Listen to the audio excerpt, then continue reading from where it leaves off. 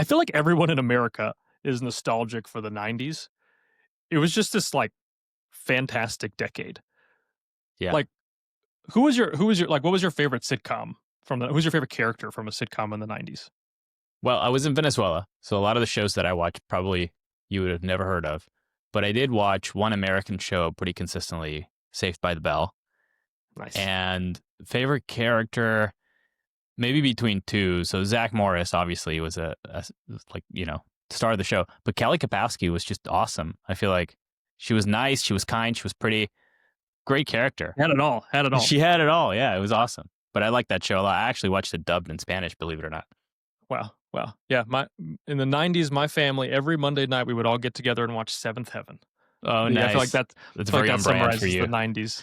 I feel like it summarizes the 90s perfectly. But my favorite character, I mean, you have so many good ones, right? You have like Urkel and Will Smith and Danny Yeah, Tanner and like all these awesome guys. But I think I got to go with Corey from Boy Meets World. Right? I think Oh, yeah. that was like my show. I watched that like religiously. Yeah, yeah. And that there's bled into the 2000s because I watched that in Yep. English. That was one of the first English shows that I watched Yeah. when I moved to the US. I think they did like 4 or 5 different versions of it. I think they went all Yeah. the way up to adulthood. Maybe a little too far. A little too far. All right, you ready for this? Let's go. Let's do this.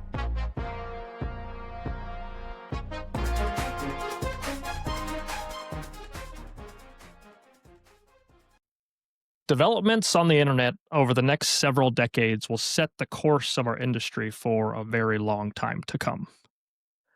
I've gone through several stages of increasing my views of its importance. Now I assign the internet the highest level of importance. In this memo, I want to make clear that our focus on the internet is crucial to every part of our business. The internet is the most important single development to come along since the IBM PC was introduced in 1981. The internet has bootstrapped itself as a place to publish content. It has enough users that it's benefiting from a positive feedback loop of the more users it gets, the more content it gets. And the more content it gets, the more users it gets. A new competitor born on the internet is Netscape.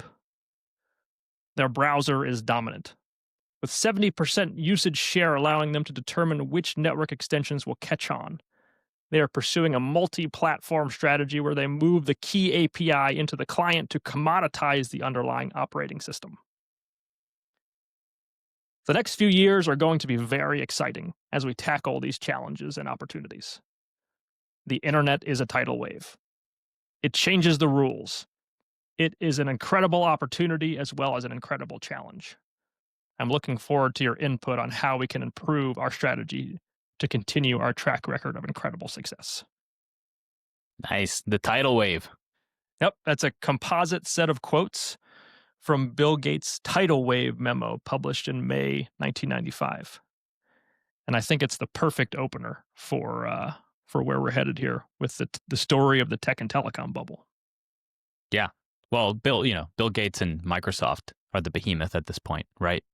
I think it's worth emphasizing because today it's very different. I feel like we have this like multipolar world of a bunch of different companies, certainly the Mag 7 and others that are very prominent. But for anybody who didn't live through the 90s or who hasn't studied the history of the 90s, Microsoft was the company. They were the biggest tech company. They were the most dominant tech company. And they were the company that everybody feared. People hated it. I mean, I think there were several mean, nasty nicknames for Microsoft during this time period. I think my favorite was Lord Sauron from Lord of the Rings.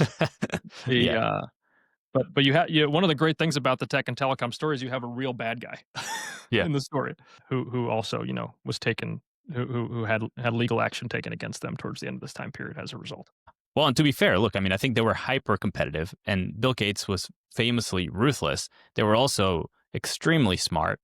And part of the reason I think why they were so dominant is that they had positioned themselves at the epicenter well ahead of the technology wave because, before Microsoft, it was all about hardware, right? IBM comes along, builds the personal computer, standardizes the kind of architecture, and they famously signed that deal with Microsoft where they licensed the operating system and allowed Microsoft to keep the IP, which then meant that Microsoft had a toll booth on every other PC that got built. And that allowed then Microsoft to become very powerful and developed ancillary products to kind of keep growing and dominate this market that became a very software centric market. And that's kind of how Microsoft positions itself. So like there's definitely an element of really incredible business strategy, a little bit of luck, but incredible execution from Microsoft's side. And so they're like that sport. They're like the Patriots. Matt, you'll appreciate this. They're like the Patriots with Tom Brady and Bill Belichick when they had the dynasty going. And you can appreciate how amazing they were, and you can also hate them at the same time, depending on what team you're rooting for. Yep.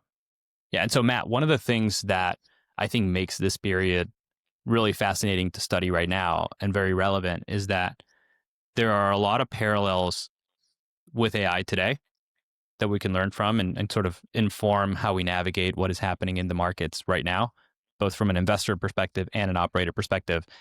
And I think this memo from Bill Gates reminds me a lot of the Code Red memo that Google put out in 2022 when ChatGPT came out, right? And the Netscape IPO and sort of that product that we're about to talk about also reminds me a lot of ChatGPT being launched and catalyzing this massive wave of attention and investment into a brand new kind of technological wave that's going to change everything. So, pretty important period. Right. Yeah. I think understand. throughout the podcast, there's going to be a lot of comparisons of, how fast was it growing? How much CapEx is being spent? How were companies breaking up the market? There's a lot of things to When take did away demand show up? Right. Yeah. Right. Yeah. Totally. Yeah. To me, the story of the tech and telecom bubble that took us through the 90s and into the early 2000s. This story really starts on a beautiful sunny morning, 7 a.m. Mid 1994, when this guy named Jim Clark and Marc Andreessen, they sit down for a cup of coffee at Cafe Verona in Palo Alto, which is just right outside of Stanford campus. Jim Clark, he's in his 50s. He's one of the best regarded people in technology from his stint as founder and chairman of a company called Silicon Graphics, where he'd recently left, and he's kind of looking for the next big thing. Across the table from Jim at Cafe Verona is Marc Andreessen, who today is famous, but at this time he's 22. He just graduated from undergrad, and he's about as close to a nobody as I think you can get at this point in his life. He had coded one of the first commercial browsers, but he didn't own any of that. And part of the reason, even though he was the super successful coder, part of the reason he was close to nobody is that the culture was very different then. Nobody cared about who was a great coder in 1994. So actually, as they sit down, believe it or not, Mark is just a normal employee at this company called Enterprise Integration Technologies in Mountain View, California. I imagine feeling, very jaded from having invented the first browser and literally not benefited from it at all. So these two sit down for coffee, and keep in mind, for Marc Andreessen, this is a little bit like sitting down for a coffee meeting with God.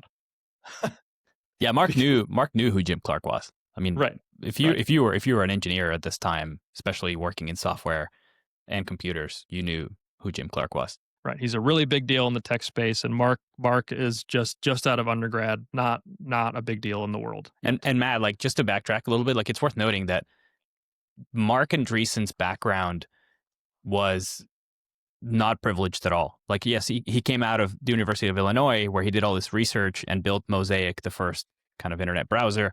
But his background is pretty modest. And there's a funny discussion that Ben Horowitz, his now venture capital partner, and him are having, where they make some comment that's pretty telling as to why Mark goes to Silicon Valley and just takes a job. That is that, like, Mark had no clue what venture capital was, and venture capital was definitely not what it is today. And Ben makes some comment about it being like Mark knew more about tractors than venture capital at the time. And so it kind of highlights, like, Mark is the guy that's trying to navigate, a completely new world. Right. And here's Jim Clark. Right. And I think it wasn't just to punch that, right? Like, it wasn't long before this meeting that Jim Clark didn't even know who Marc Andreessen was. Right. Well, he didn't even know what the web was, right? Like, isn't the story that somebody at Silicon Graphics tells him, hey, you should check out this browser, this Mosaic thing, and you should check out the web.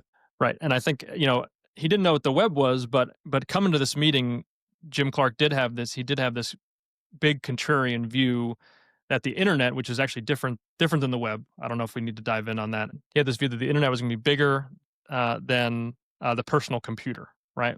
Which it's important to note, like sitting down at this coffee that kicks off this whole thing, that believing that the internet was going to be bigger than the personal computer was extremely contrarian. Yeah. At this time, PCs were king.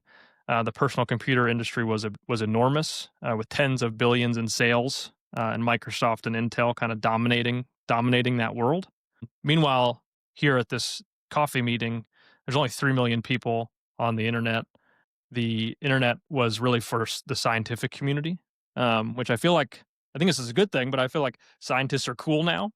Right. but like at this time, the internet was not cool. It was literally only for the dorkiest people in the world, Yeah. which was like the scientific researchers at universities. Right. Yeah. All the Um, smart people were on, but it wasn't a mainstream technology. And by the way, too, it's worth noting that Jim Clark, just before this, was a huge believer in interactive TV as the next big thing, right? To replace personal computers, not the web. And he actually kind of points Silicon Graphics in that direction before he ends up leaving, which we can talk about in a bit. But it wasn't until he met Mark and really became convinced that the internet was the next big thing that he completely abandons the idea that interactive TV is a thing. And of course, he was right. Right. And I think there was also a stint that Jim was pretty involved in where again he's kind of looking for the next big thing. I think he's trying he knows the internet's going to be big, but he's trying to figure out, what format is it going to play out over, is my take. And so the TV was a big one, which makes sense, right? It was already in people's homes. Right. And he also had explored gaming consoles. Specifically, he had a really close relationship with Nintendo. Yeah. And it's funny, right? Because it makes sense that these things are already in people's homes, and so it'd be easier if the internet would kind of proliferate through these hardware products that already live in people's homes. I read a lot about how eventually he came to the conclusion that like these industries are just kind of too calcified to be where the internet proliferates. There needs to be like a whole new thing that comes along to carry this huge tidal wave, to put it in Bill Gates's words. Yeah. And the pipes weren't there, right? Like the infrastructure wasn't there to be able to stream TV and like do all these interactive things that people were imagining. That wouldn't come until much later. And, Right. for anybody, familiar with the Netflix story, that's sort of exactly what Reed Hastings ends up pursuing. And so Clark has this famous quote as he kind of learns about the internet and the browser and whatnot, where he says, well, there's 30 million people on the internet. Surely there's a business model there somewhere, right? So he's projecting a little bit. There's only 3 million at the time, but the growth rate is super fast. So this coffee meeting kicks off the business relationship for Jim Clark and Marc Andreessen. And they start exploring different things, and interactive TV and gaming consoles. Where is the internet going to really catch on and become useful to the everyday person? And eventually, Andreessen convinces Clark that it's actually the browser that is going to be the internet's killer app, the thing that Andreessen built himself when he was an undergrad. And the browser concept is what was going to make the internet, really scale, really make it useful and bring utility to everybody on the planet. And so Clark started to see that if you commercialize the browser and you build all the servers and the infrastructure around it, you could actually own the front door to the internet. And so Jim and Marc Andreessen decided to co-found a company where Mark would be a big equity holder, right? Which is huge for him because again, he didn't even know that this was an option, right? There's a like you said, there's a lot of funny stories out there of him being like, I didn't even know venture capital existed at this time. So the fact that I'm sitting down with Jim Clark, who then goes on to offer to put $4 million into this brand new company, is transformative for Marc Andreessen. He hadn't even considered this, and it's a really interesting. A lot of takeaways about societal roles and like Jim Clark really kind of hits it out of the park with this one in terms of how it seems like he took Marc Andreessen under his wing for profit motive, I think. Yeah, totally. Well, I would say too that Mark played his cards really well especially for 1993 timeframe, right? Like Mark moves out to Silicon Valley and puts himself in the game and opens himself up for opportunities, which is one of the key takeaways for like anybody out there, especially young people. You have to be in the game. You have to be in a position to get lucky, to meet the right people, to get shots on goal. And so Mark had positioned himself perfectly for this with his work at Illinois and then with his move to Silicon Valley. And so these two guys, they start pulling together a team. Jim Clark has probably one of the best reaches to great engineers of anybody in the world because of his Silicon Graphics relationships, but he actually can't take anybody from Silicon Graphics because of various non-competes. And by the way, like, they have the best engineers, right? Like Silicon Graphics at that time was like, I don't know, Google in the 2000s, the best of the best work at Silicon Graphics. Right. Which, he probably would have never crossed paths with Marc Andreessen if it weren't for the non-compete at Silicon Graphics. Yeah. And so they end up recruiting mostly ex-Mosaic programmers from the University of Illinois who are eager to leave the sort of academic, no risk environment. In April 1994, they incorporate their company, and funny, they actually call it Mosaic Communications Corporation. So they named it after the product that they were going to rebuild. And it's because that seems like kind of asking for it today. I heard some in my study. One thing I learned was that at the time there was a little bit of a trend in like naming your like as sort of an homage to your previous university, right? So apparently, Sun Microsystems is named after Stanford, Stanford something network is what Sun Microsystems stands for, and that's where the technology came out of. So that ended up being a mistake, but that's like why they did that, because otherwise it's kind of hard to make sense of. Yeah. So once the University of Illinois objects to the name, they change the name to Netscape Communications. And it's really this company, Netscape Communications, that's going to kick off the tech and telecom bubble with an IPO in about 18 months, kind of from where we are right now. But before we go down that path and talk about the Netscape IPO, who is this guy, Jim Clark, right? He had this huge impact on the beginning of the tech and telecom bubble. I don't think he's a particularly well-known guy to maybe millennials and younger. Yeah.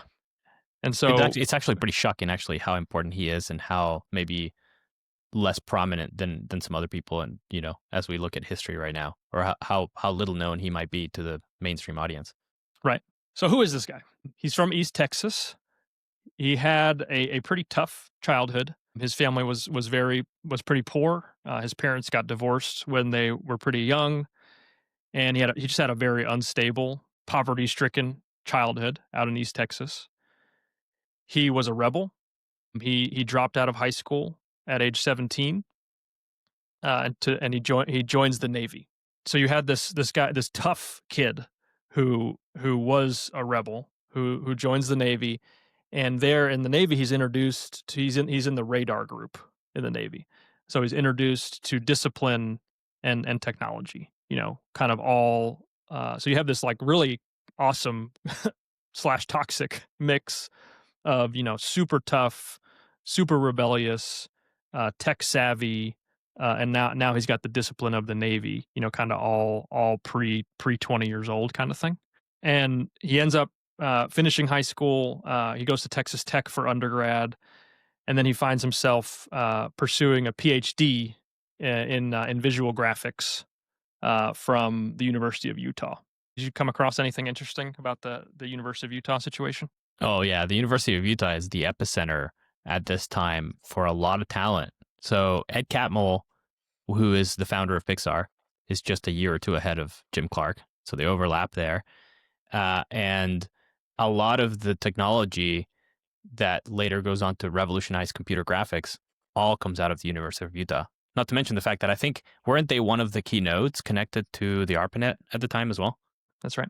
It's one thing that's always interesting to study in these historical periods is like where things were concentrated in the past and they're not there anymore.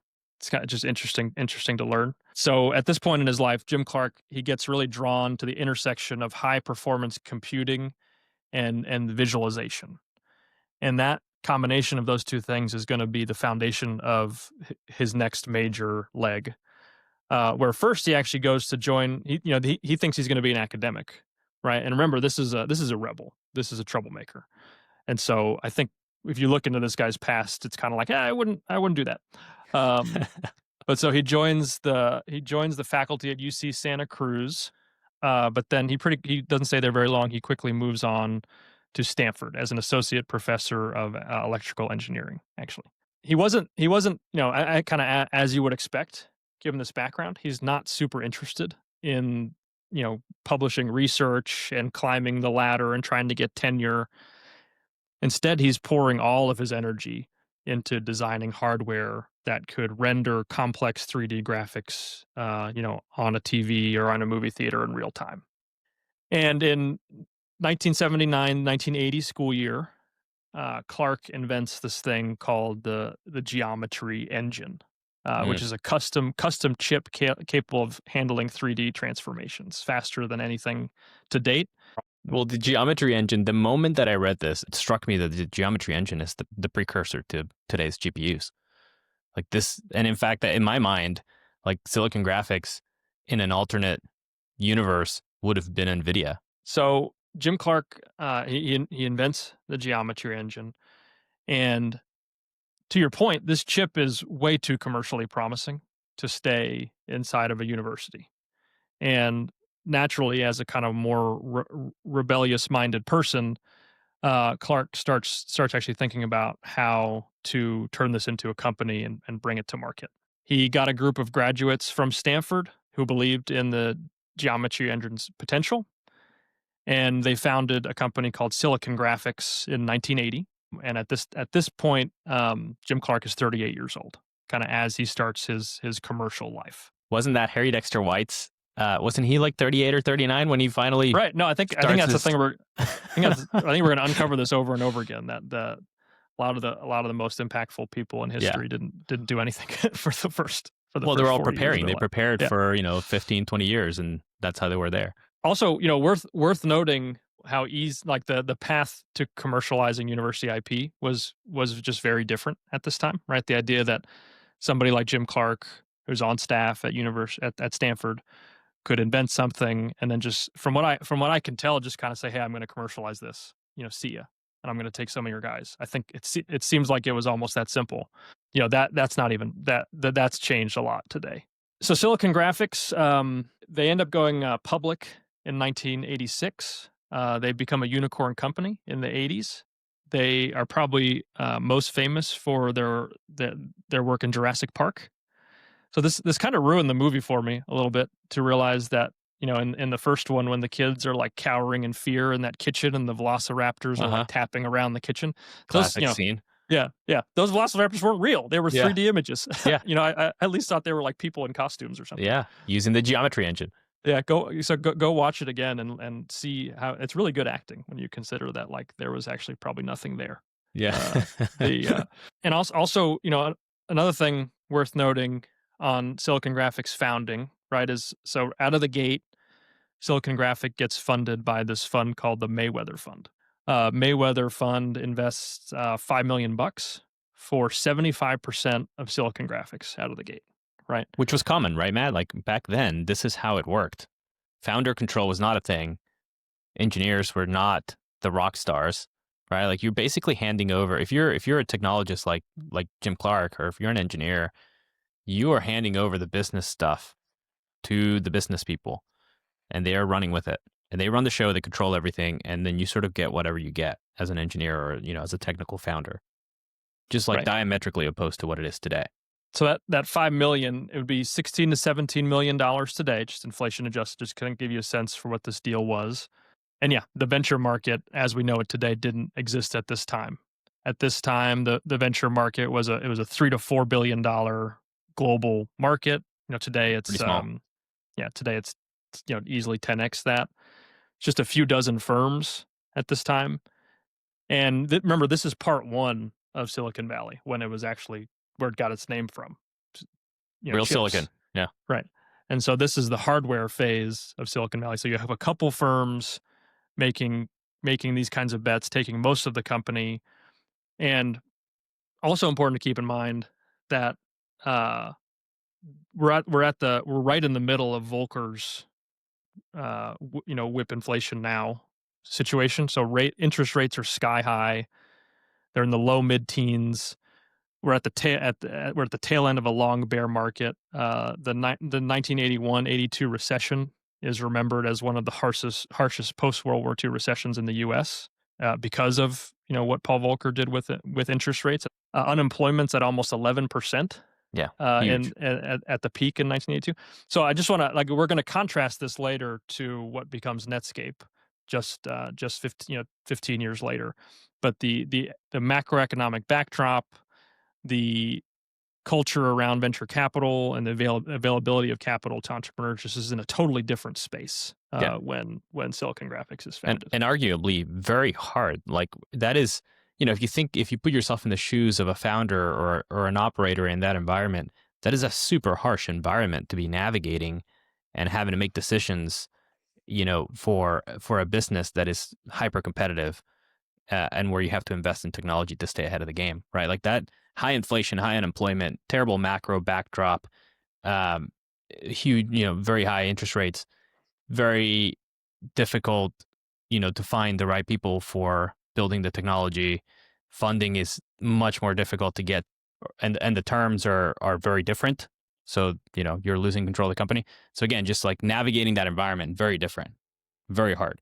And it really, to me, it really speaks back to Jim Clark's rebellious nature, right? The idea that he was a professor who then created technology and just said, "I'm going to go found a company and raise money for it." That wasn't something people really did at this Yeah. time. Yeah. So you see that childhood rebelliousness coming You get, through. I feel like Jim Clark has got the right founder mode combination of like grit and resilience with like, I'm going to get stuff done. Right. And like an unhealthy level of just unreasonableness to get stuff done. And I think that's kind of what it takes, especially in an environment that's that difficult to navigate in order to make something work, to make a company work. Agree. And he does it. He does. Yeah. Silicon Graphics is sort of one of the darling companies for Silicon Valley. But towards the end of the 80s and into the early 90s, Jim Clark, uh, has this theme of just restlessness and rebelliousness starts to peek its head again in the late 80s, early 90s. He hated his VCs, right? He hated doing that 70-80% deal with Mayweather, but that's where the market was at the Yep. time. And now in the late 80s, early 90s, he starts having major issues with just the corporate bureaucracy of being a public company. In his opinion, the writing is kind of on the wall for personal computers to sort of eat the lunch of Silicon Graphics. Silicon Graphics product was these large workstations that you would leave your personal computer to go work at somewhere else. Yeah. And Well, the personal yeah. Well, it's worth highlighting the market structure, right? Like the market structure of computer technology at this time is that most computers are for business and for enterprise. There are video game consoles that are way down market and way less sophisticated, but nobody has a computer at their house. Right. And the way that businesses are positioning this, the computer businesses are thinking, let's just build more powerful computers. These things are big. They're the size of a refrigerator. And they are for business clients, for business customers. But at this time, Apple and others are starting to build personal computers that are getting traction in the market. And anybody who knows the technology, anybody who is technical enough to understand where things are going, like Jim Clark, can see that a personal computer may not be powerful enough to attract business clients today. But you fast forward a year or two or three, Moore's law being what it is, every single personal computer is going to be powerful enough to replace all these giant computers in businesses. And so the personal computer, it's like the standard, like anybody who's read Clayton Christensen's, The Innovator's Dilemma knows that a technology that starts very, kind of rudimentary and not powerful enough down market will eventually migrate up market and take market share from more sophisticated incumbents. And that's what Jim Clark is seeing in the 80s, well ahead of The Innovator's Dilemma being published. And that's kind of what he's advocating, isn't he, inside of Silicon Graphics? And he gets no traction. So you have this, super sharp, business savvy guy who's just having a ton of issues now with, he sees the writing on the wall for the Silicon Graphics workstations. He wants to make some changes, right? He's pushing Silicon Graphics to get into interactive TV, which they do, and they spend a fair deal of money on that, which ends up being a failure project for them, along with Time Warner. Yep. He hates the CEO, right? They don't get along at all. So Jim Clark's he's being marginalized as his own company at this Yep. point. And in 1994, he officially exits Silicon Graphics. Shortly after that, right? So this is a guy who's in his 50s, early 50s. He's not done. What we're going to learn here is that Jim Clark, he's going to make the jump. He's trying to make the jump to part 2 of Silicon Valley, which very, very few people successfully made. I think you can probably count the number of people on your hands, the number of people that were successful in the phase 1, the hardware phase, that were then successful in phase 2. We're talking like Steve Jobs, kind of type, like, and a handful of other people. And so you've got this legendary figure, Jim Clark. He teams up with Marc Andreessen. So you've got reputation, prestige, and the capital of the hardware phase in Silicon Valley meeting head to head with the coding ability and just more native understanding of the internet, of who is going to become one of the best founders of the software stage, the stage 2. The combination creates this company called Netscape. And this company is really going to set off the boom period for the tech and telecom bubble. In the spring of '94, Kleiner Perkins, specifically John Doerr, famous venture capitalist, backs Netscape, and he puts in $4 to $5 million on a $20 million post. This is a very normal deal now, 20-25% per round, kind of dilution. This, from what I understand, this type of more modern venture deal had never happened before. And that Jim Clark, he didn't just invent the the geometry engine and found Silicon Graphics and all this stuff. He also is the entrepreneur that's arguably founded the modern venture deal. Yeah, because everybody thinks John Doerr is a bit of a nut job for doing this deal, right? Like there were other VCs involved that were not necessarily willing to do this. And John Doerr ends up doing it. And so John Doerr is a bit of a pioneer for the VC market, but I agree with you. I think Jim Clark changed the game. And a lot of what we think of today as standard on Silicon Valley, that engineers are rock stars and they get rewarded with a significant chunk of the company. Founders dominate and retain control and can race on much better terms. Capital has to be strategic and has to bring value beyond just the actual money, the funding. And they're not going to get control. And that's actually not even a good thing. Like, everybody realizes now that you actually kind of want the right founder in control. All of that is Jim Clark. Like, none of that exists before Jim Clark, and Jim Clark kind of makes that happen by kind of sheer force of will after his exit from Silicon Graphics. Exactly. And that, to me, this is a huge thing to focus on, because it's part of what creates the economics that sets off the boom, right? It sends this huge signal to all these founders that they can found a company, raise money, still own a lot of it, and get rich very fast. Yeah. And just to kind of highlight the drama of this period and how sort of high stakes it was, there's this legend of a Silicon Graphics investor named Pitch Adams. Jim Clark didn't like any of his investors from Silicon Graphics because of how they took so much of the company and didn't add, that much value. So this guy Pitch Adams is like desperate to get into Netscape, probably like a lot of VCs were as you kind of got into the mid 90s. And Jim Clark's just like, no way, I'm not letting any of you guys into my deal. It's basically screw you. Yeah. And the legend is that Pitch Adams commits suicide as a result of not being allowed into the Netscape deal. Yeah. It sounds like he was already. It sounds like it was already a little unstable, but that seems to have kind of sparked it, which is crazy. Right. There's some real kind of human drama here. Yeah, which is actually, Silicon Valley, that is like no different than Wall Street. When you think of Wall Street, it's like 90% human drama and the rest is technical. Right. So Netscape is founded spring of 1994, and by mid 1995, this company is just dominating. They have 70 to 80% of the browser market. There's 16 million people using the internet in mid 1995, which at the time was less than 0.5% of the world, but it's growing really fast. This was up from 3 million in 1993, so you went from 3 in 93 to 16 in 1995.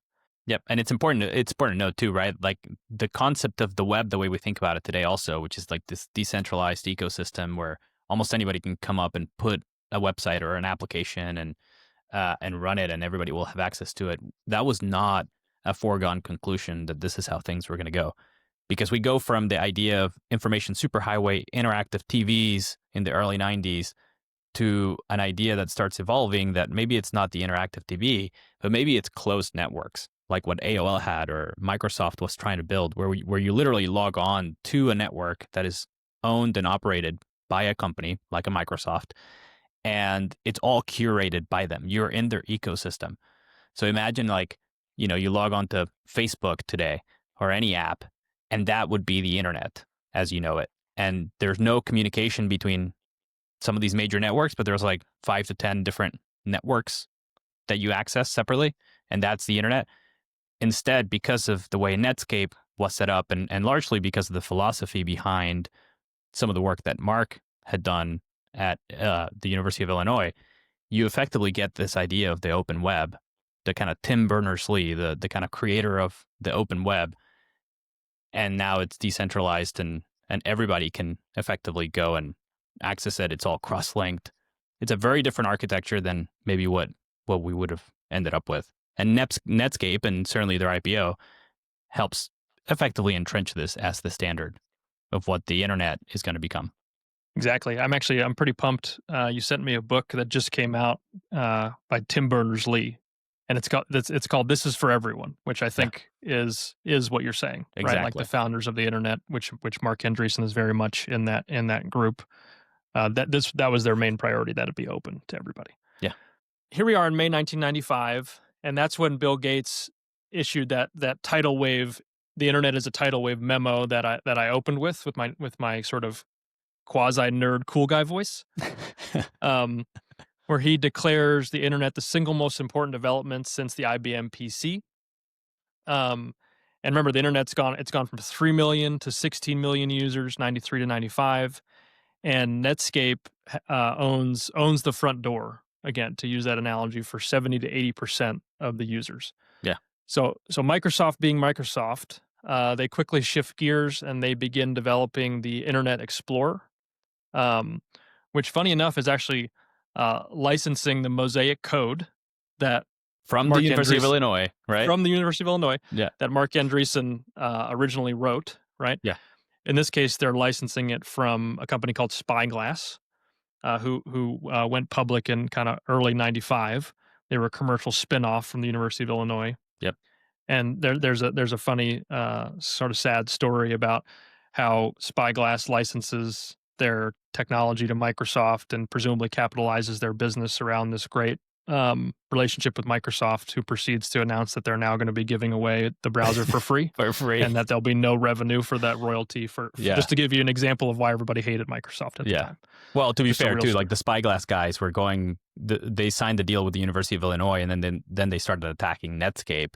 And of course, a lot of the people that built the original code that Spyglass was licensing were at Netscape, so it's not like they were the good guys either, right? So everybody's just competing pretty fiercely. And I think it's also worth noting here that, if you think about the mentality, like what is the mental model that everybody has, every investor and every entrepreneur has at the time, is that Microsoft owns the market because they have the operating system, right? They have the operating system that sits at the center of the personal computer industry, and therefore they have a toll booth and they can control the market. And what I think Bill Gates realizes, and this is why he writes the tidal wave memo, and what Jim Clark is going after using that mental model, is the idea that, okay, if the internet is growing this fast and there's going to be a PC in every house with access to the internet, then the personal computer itself, like the device on your desktop, might get commoditized and everything might migrate to the web. And therefore, the thing that gives you access to the web might become the new operating system and the new toll booth. And we, Netscape, want to be the new Microsoft.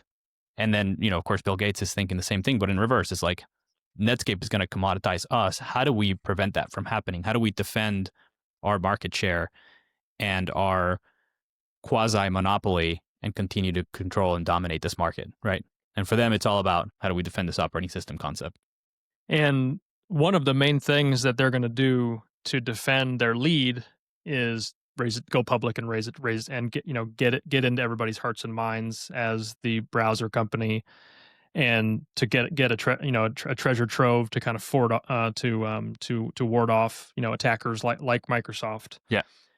And so actually a lot of the timing of the IPO for Netscape was driven by their view that they needed this war chest to compete with Microsoft, and they viewed their IPO as an opportunity to get into the hearts and minds of the American public. It's really a major marketing event, which prior to this IPO was not really.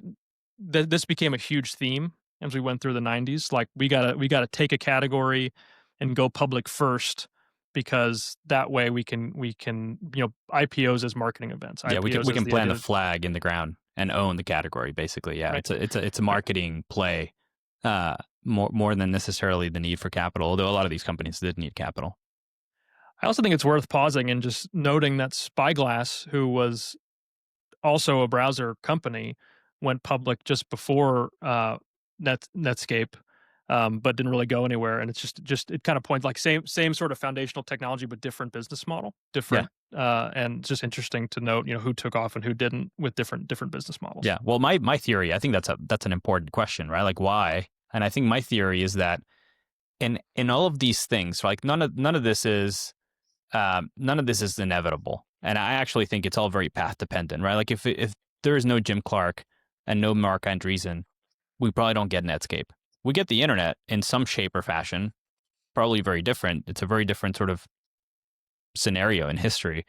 But I actually think that Jim Clark already had a massive personality, and the media already knew who he was. He was very famous and a ton of credibility, and he had some capital. And so without that and kind of Mark's persona and who he was, because they kind of attach Mark as the face of Netscape, right? You have this very young 22, 24-year-old person who ends up being on the cover of Time magazine and all these things, right? Like it's a great story to tell, being told by people who have a lot of credibility and a lot of history and track record, who have done things like this before. And so I think that combination makes a giant difference as to what actually takes off and kind of goes viral and really captures the imagination of people relative to some other, potential alternative that maybe doesn't have all of those variables. So on August 5th, 1995, Netscape goes public. They go public at they're raising over $100 million in this IPO. They go public at nearly a $3 billion market cap. And this is sort of a conversion event when it comes to what becomes a tech and telecom bubble, because prior to Netscape's IPO, the idea that a company would go public with this valuation without any profits in sight was completely foreign to the public markets. And it doesn't just go public and have a high valuation, et cetera. The stock trades up like crazy, even on the first day. And by the end of the year, this stock had gone from, kind of in the $20 per share area on IPO day. By the end of the year, 1995, this is trading at $170 a share. And so you have an IPO. Important also that it was led by Morgan Stanley. Again, prior to this, public companies had to be profitable to go public. And the idea that, Morgan Stanley, who's still a top bank now, but I think at this time they were kind of like the bank. They were like, Especially in tech. like, Yeah. so this is arguably the premier investment bank on Wall Street that's underwriting $140 million capital raise for an internet company with no profits. And this from my research, I think this was really the first time really a marquee Wall Street bank, not like there were a bunch of tech banks in San Francisco, like Hambricht and Quist and Alex Brown and Robert Stevens were kind of the classic names then. But this was really the first time that you had a marquee bank do an IPO for an internet company, and it just was a bonanza. And so you have a real sort of, I think, in a real sort of signal, real very obvious signal to the market that Yeah. this is gonna be a big thing. At this point, we're really just getting started. This is the very beginning of what becomes a tech and telecom bubble. The next couple IPOs were from legendary tech companies that I think probably only boomers and internet aficionados will have heard of, like Lycos and Ascend and Spyglass and UUNet and these companies. These are mostly infrastructure companies, which I think is interesting, right? Just to kind of note like the order of that these companies went public and the market structures of all these different areas. But the first set of public companies was most in the internet was mostly infrastructure companies. I think Cisco would be another huge one in that category. There, Cisco Yep. ended up being the biggest company in the world for a time period at the end of this bubble. But by the end of '95, you're starting to look at a whole different group of companies that are in the queue to go public. You've got internet portals, e-commerce startups, and search engines, which are really more like the consumer side of the internet, is what's really lining up for at the end of 1995 to kind of really kick this thing into high gear. Two additional things I think that are worth noting about this time period when Netscape went public and the internet bubble kind of got kicked off. In addition to the venture environment being very different, much more capital availability, much easier for founders to keep most of their company, you also just had like a very different macro environment than for example when Silicon Graphics was founded. Halfway through 1995, the S&P is up 18% year to date on its way to a year when it's up almost 40%. Inflation and growth had been kind of right in their Goldilocks periods in 92, 93, 94, and here we are in 95. And importantly, there was a recession after the Gulf War that the Fed dropped rates a bunch for. Uh, in '94, they had raised rates back up to kind of 6%, and in the beginning of '95, they said, things are looking good, and the message they sent to the market was we're either going to hold rates here or drop them. And in July of '95, they actually dropped rates from 6% to 5.75%. And so you had a couple years of like really great stability, kind of coming into '95. The macro environment was pretty solid. It's going to improve even more as we kind of get into the late '90s. And the second thing that's very different about this time period relative to other time periods when it comes to markets is the financialization of media. And so, Netscape's not the first IPO ever to excite retail, um, but retail investors had leaps and bounds better access to these deals than they did prior to mid 1995 because of the internet, right? Because they could open up a Charles Schwab or E-Trade account, and there's an argument that this was the first IPO that retail was really interested in, that also had sort of a modern media cycle with 24-hour cable news, including CNBC. It really made this was like a national spectacle. Yeah. Previous IPOs that got retail excited, like Apple or Genentech in the '80s, like they were financial news. They were in the Wall Street Journal. But now we're talking about a 24-hour news cycle where an IPO like this is in front of everybody all the time. And so you Yep. had a very different macro environment that was really good for an IPO, and you had a retail environment that really created a kind of a bonanza type flywheel Yeah, at yeah. this time. The macro was very constructive. There was a ton of optimism, and you got to remember too, this is sort of the end of history kind of time period, right? Like a lot of optimism. The U.S. is like the world's unipolar power, and then the media. This is almost like the first meme stock. I wouldn't say that the analogy is a bit tortured, right? Like it's not exactly the same thing, but it was a massive amount of capital flows coming into the U.S. looking for investment opportunities. And here comes Netscape with like the perfect combination of media hype, the right story to tell, the right people involved, and that narrative really takes off. And it's going to spark a massive boom. So as we finish '95 and head into what is going to become one of the greatest market booms of all time, the S&P 500's trading at 18 to 19 times. Average is like 15 times, so nothing crazy. Nasdaq is 34 to 35 times versus an average of about 25. So it's high, but nothing insane.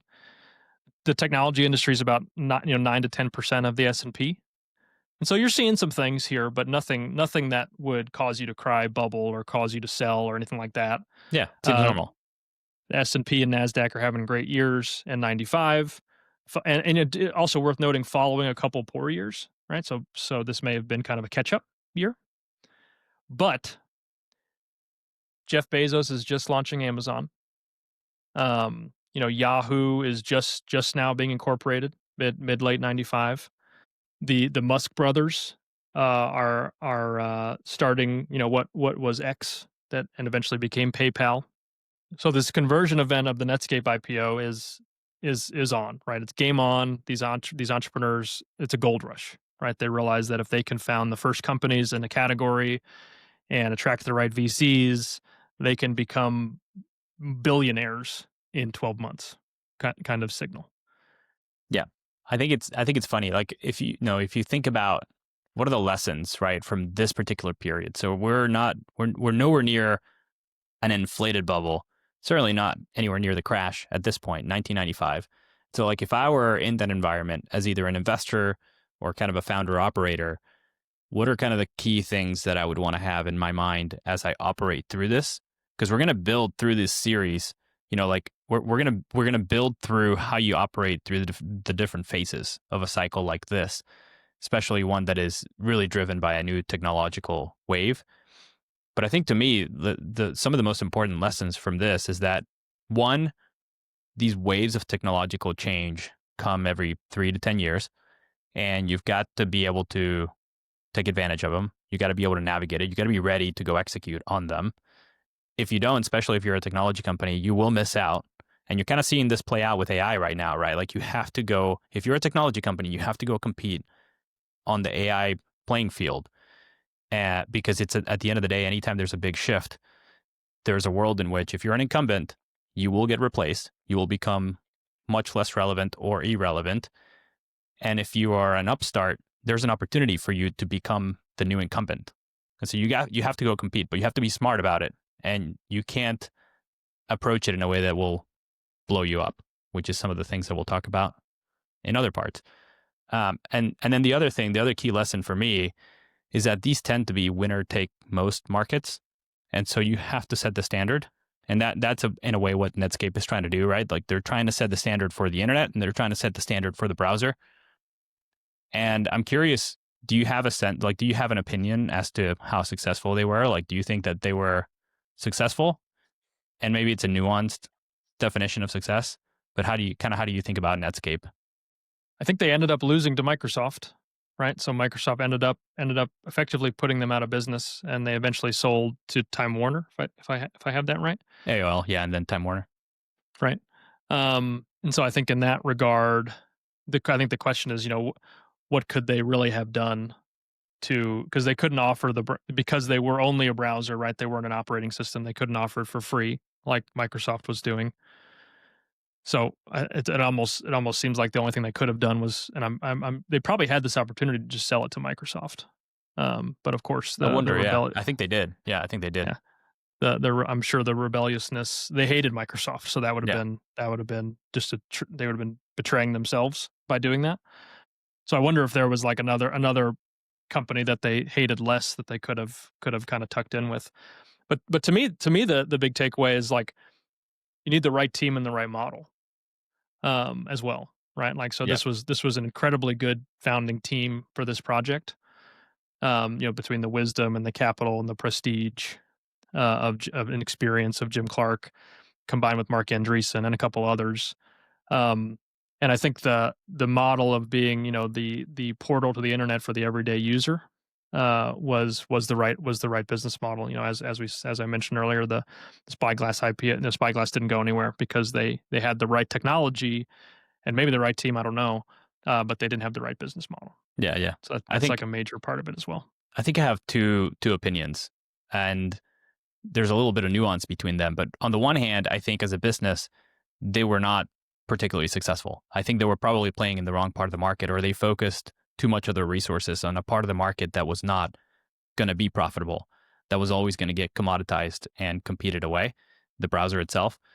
And so on that front, they weren't particularly successful. And obviously they had to sell themselves. Now, Was the founding team successful? I think the obvious answer is yes. I mean, I think ultimately they navigated to an outcome that made a lot of money for them and for their investors, which is the acquisition by AOL. Ultimately, that business wouldn't do well inside of AOL. But as you know, as a founding team and the things that they had to navigate, I think they were great. I think conversely, Microsoft probably didn't play their cards well. And I think I always think back to this great scene from the Social Network, which I'm sure you've seen, which is the scene where Mark Zuckerberg and Eduardo Saverin and the girlfriend, where they meet up at the restaurant with Sean Parker, and Eduardo is very skeptical, and basically calling out Sean for Napster not being successful. And Sean's reply is, "Do you want to buy a Tower Records, Eduardo?" And so the point being that like Napster changed the game in music, right? Like it was not a viable commercial entity and ultimately had to shut down, but it completely changed a whole market. And I actually think Netscape did that too. I mean, Netscape, if it weren't for them, the internet would be fundamentally different. And more importantly, maybe Microsoft might never have lost its dominance in the tech world, which was a massive deal in the 2000s because Microsoft, because of the antitrust case that is brought because of the legal team at Netscape and what they do with the DOJ, Microsoft ends up getting, stuck into this giant legal antitrust fight for years. And if you look at Microsoft from like 2000 to 2010, they are kind of lost in the woods. And that allows companies like Google and others to emerge, and it completely changes the game. So I think we would be in a very different world today had Netscape not existed. So on that regard, in terms of changing the world, they were extremely successful. Yeah, and they did a lot of things right too. I think going public when they did was the right move. I think as we go through this, also important to just highlight that they did make a product that solved a real problem. My guess is Yep. we're going to come up against a lot of companies who had a product that we could, just the idea that like, okay, what problem are you solving? And to say, I make it easier for people to navigate the internet. Otherwise, they can't navigate it. Like just Right. kind of that simple answer. My guess is that like sort of North Star is gonna become useful as we navigate through companies both then and now. 100%. Um, but yeah, ultimately, hard to argue that they were one of the great companies of all time. And it's not long after this that Jim Clark moves on to his next thing with a company called Healthion, and then he actually Yeah. tries to replace all CFOs later. So this is just a restless guy who kind of always looking for the next thing. Pretty interesting sort of psychographic makeup with Yeah. this guy. Brilliant guy. And one of the great characters of the tech and telecom bubble. Yeah. One of the great characters in history, I think. Fascinating guy to study. Okay. Matt, should we leave it there? Let's leave it there. All On right. to the next one. All right. Thanks, everyone. If you enjoyed this, the best way to help us is to leave us a 5-star rating on Spotify or Apple Podcasts. And more importantly, share it with anybody you think might be interested. And make sure to tune in for part 2 next week. Thanks. Thanks, guys.